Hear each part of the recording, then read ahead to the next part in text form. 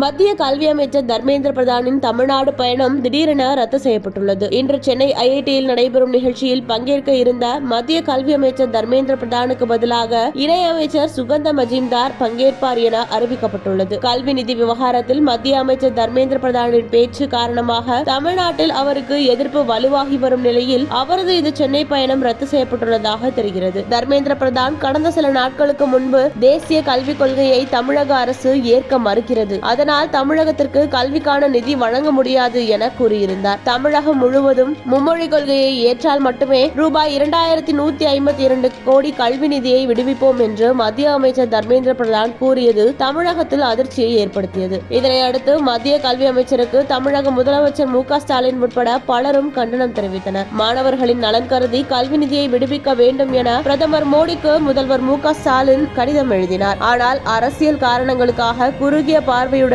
தேசிய கல்விக் கொள்கையை எதிர்ப்பதாகவும் கல்வியை அரசியலாக்க வேண்டாம் எனவும் தர்மேந்திர பிரதான் பதில் கடிதம் எழுதியிருந்தார். தற்போது மும்மொழி கொள்கை விவகாரம் பூதாகரமாக வெடித்துள்ள நிலையில் திமுக உள்ளிட்ட பல கட்சிகள் மத்திய அரசுக்கு எதிராக போராட்டங்களில் இறங்கியுள்ளன. திமுக மாணவரணி சார்பிலும் மாணவர் இயக்கங்களின் கூட்டமைப்பு சார்பிலும் கண்டன ஆர்ப்பாட்டங்கள் நடைபெற்றன. இந்த நிலையில் இன்று சென்னை ஐஐடி வளாகத்தில் நடைபெற இருந்த நிகழ்ச்சி ஒன்றில் மத்திய கல்வி அமைச்சர் தர்மேந்திர பிரதான் கலந்து கொள்ள இருப்பதாக அறிவிக்கப்பட்டிருந்தது. ஆனால் தற்போது அவரது வருகை ரத்து செய்யப்பட்டதாக தகவல்கள் வெளியாகியுள்ளது. அவருக்கு பதிலாக மத்திய இணையமைச்சர் சுகந்தா மஜும்தார் பங்கேற்பார் என்றும் அறிவிக்கப்பட்டது. தமிழகத்திற்கு கல்விக்கான நிதி வழங்க மறுத்த மத்திய கல்வி அமைச்சர் தர்மேந்திர பிரதான் சென்னைக்கு வந்தால் அவருக்கு கடும் எதிர்ப்பு ஏற்படும் என்பதால் தான் அவரது இந்த பயணம் ரத்து செய்யப்பட்டதாக கூறப்படுகிறது. இன்று சென்னை வருகிற போது அவருக்கு எதிராக காங்கிரஸ் கட்சியினர் கருப்பு கொடி ஏந்தி கண்டன ஆர்ப்பாட்டம் நடத்துவார்கள் என அறிவித்திருந்தது குறிப்பிடத்தக்கது.